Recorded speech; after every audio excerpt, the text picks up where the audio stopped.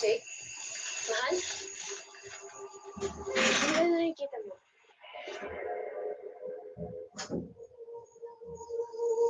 Si Alisaya? Dito ba siya? Oo, mahal.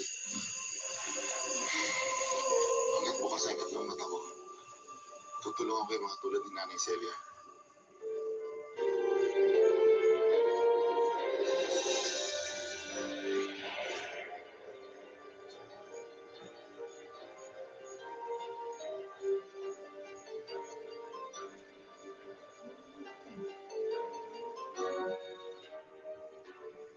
Ano yung mga masasabi mo natutunan mo dyan sa buhay mo na yan?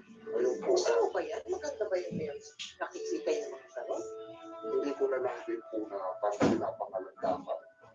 So, ginagamit ko lang siya para makatulong na lang rin kung nangangailangan yung lumalapit. Thank you. Thank you. Iba-ibang paniniwala natin tungkol sa tinatawag na third eye. May nagsasabi na ito'y biyaya ng Diyos.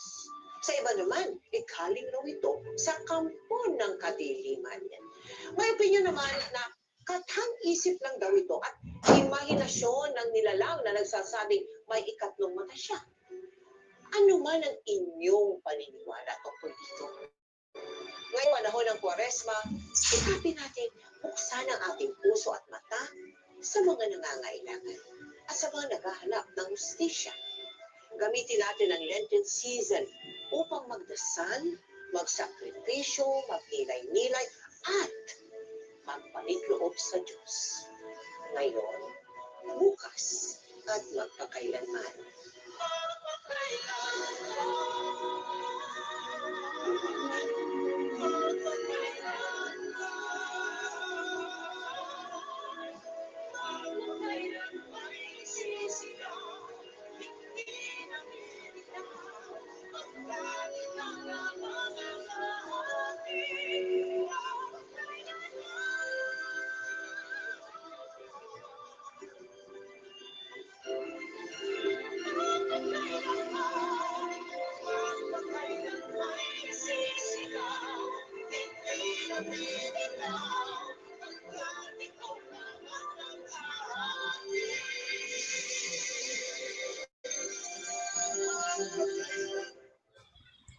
Hello guys, mga ka-MPK, mag-subscribe na sa 3rd anniversary ng Magpakailanman Entertainment.